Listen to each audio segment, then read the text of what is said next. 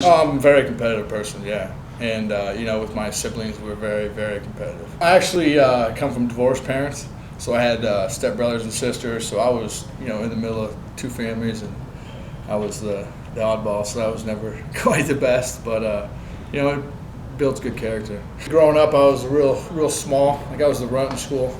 I didn't get bigger till, I got out of high school. Yeah, and I had a, loudmouth, I'm not going to take it attitude, so it was really easy to pick on me. Now, did the picking, did that lead to fights? I mean, were you getting into confrontations at all? Not really. I would take, I'd get roughed up sometimes, but I'd more just take it and then, use profanity back, make fun of them, laugh, to show them, you can't beat me type attitude. But yeah, it actually made me, afraid to fight, because I wouldn't fight back because, being picked on by, huge seniors twice my size, you fight back, you're going to get it worse. So, yeah, I kind of, built something up in me, where it, fighting really, it's a really huge challenge to me, to get it down mentally, to let yourself just go out there and compete. I was always really, really smart, had super high test scores and everything, and by the time high school rolled around, school wasn't that challenging me, so I wouldn't study, I wouldn't do homework or nothing. I would get by all my classes just by taking the tests and passing them. I did all sports. All sports up until high school is when my size really got involved, so I had to drop out of football. They ended up taking my pads back, so I was 90 pounds my freshman year in football. So when I'm on family vacation, the coach went in my locker, took my pads away.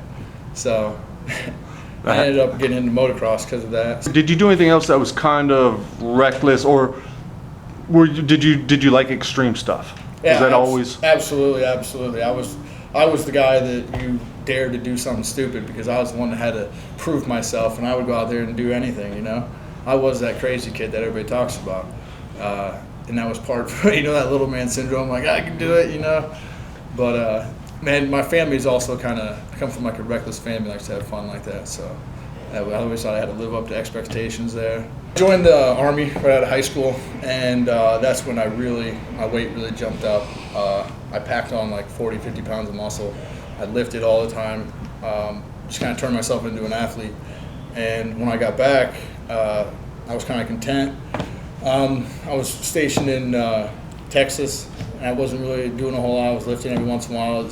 Something seemed missing, and after a scary episode outside of a bar, it was a big brawl, some of the other guys convinced me that I should go check out an MMA gym. Thought I'd be really good at it. And I went in simply to gain confidence. I didn't ever want to compete. After the first workout, it was great too. It was like a wrestling workout, big team atmosphere. It felt awesome. I wrestled in high school, and I kind of missed that. That was that little void I was missing. And after the first workout, the coach pulled me aside, said, you got talent, you're good. You give me 8 good amateur fights, and I'll turn you pro. And I'm at this point, I don't want to fight. I just want to gain confidence. I don't want to be a pussy out there. Yeah. And he lied, because 2 months later, I'm standing in a cage, my first fight ever, and it was pro.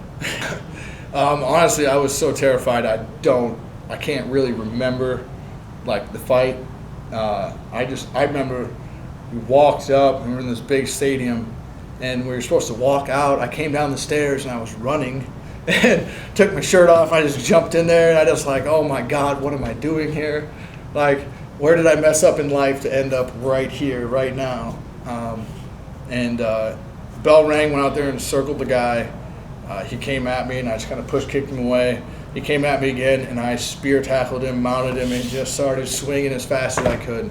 Fight was over, and it was such a rush. It was so crazy. After the first couple fights, I realized, this is what I want to do. I was good, and I was, I kept beating better guys and getting better and better, and I realized this is my passion. This is what I want to continue doing. To me, honestly, it's still the same exact thing as it was on day one. It's still a challenge I'm trying to conquer. I still feel like that first fight every single time. I have to get my mind right and calm down, and it's you have to get in the moment, but at the same time, you just got to shut everything off and not think, and just know. You have to be confident that you're going to be able to do everything that you've trained to do. And that's a hard concept to do in the midst of all the crowd, the lights, everything going on. You have to be calm, you know, and go out there and do that. And that's the challenge that I've been chasing for 10 years, you know, because no matter how close you think you got it to get in there perfect, you know, when I get done, I'm always mad at myself because I was like, wow, that was, you know, not as hard as I was making it. I got in a car accident. It was kind of early on. It was like a year and a half after I started. I just got out of the military. I moved to Texas full time.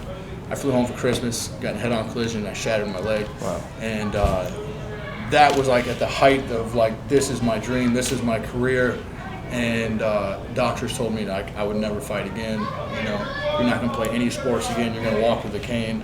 And it brought back that day one, like my passion, you know. And it took me a year and a half to get back to training, but I just kept at it. And all the doctors I see now, they still tell me that I need to stop. And I just keep doing it because you can't let other people tell you your limits.